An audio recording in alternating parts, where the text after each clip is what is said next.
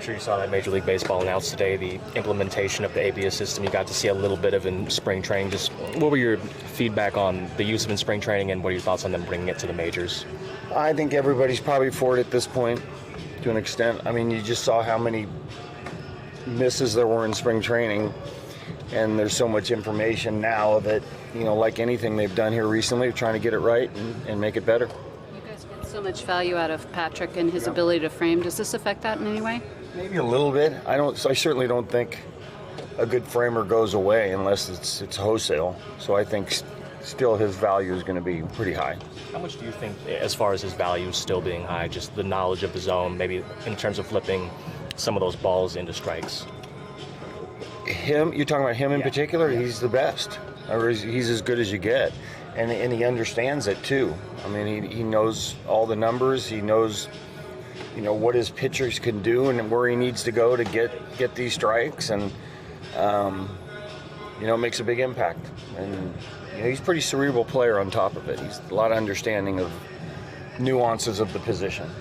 How could framing skills still translate or benefit with the new system? I think it still does, because you're talking about two. It kind of feels like you're going to save one for later innings.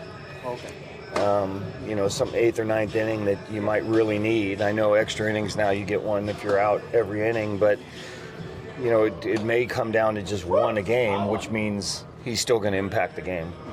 I know it's something you don't have to talk to the guys about until next year, but have you talked to Grundy, or do you have any experience of maybe how they handled, like, telling guys who can and who can't? Or Yeah, I talked to him in spring training about it when we first got it. And we didn't get much of it in spring training. I think we were one of the teams that got maybe the fewest games with it. But you're going to find some guys that you're going to tell them, if you miss today, you're not going to get it tomorrow, or something like that. And then you're going to have other guys that are going to be really good at it. So I think kind of next spring we'll feel that one out and see who is and who isn't. is there any element, just as you think about it, of like, this guy's in the heart of the lineup, this guy's at the bottom of the lineup, or does that matter to you at all? Or? Probably comes into play, yeah. I haven't thought, I'm just reading it like today as well and trying to, think a little bit deeper into it, but sure, I'm guessing that's a factor. At least initially, are guys like, Eldridge, McRae, guys like that who've used it, to some degree, do they have maybe a little bit of an advantage, having seen it so much?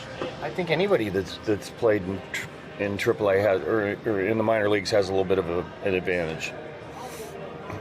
Bob, right now the odds of making the postseason is 0.2%. What is the vibe like in the clubhouse right now? We're just trying to win games. We know where we are. We just have to go out there and win a game tonight. That's really all they're concerned about. Would you consider, if Roop is able, would you consider trying to get him out there just to, get him a few innings and maybe have that feeling going into the postseason, like I'm healthy, that kind of thing? At this point, I don't know that we're going to push that. I know he's thrown bullpens. I've been out there for at least one of them. I think it's just knowing going in. It would be one thing if it was his arm. Another thing that it's his legs, his knee. So I don't know that that's something at least where we are right now, that you would push.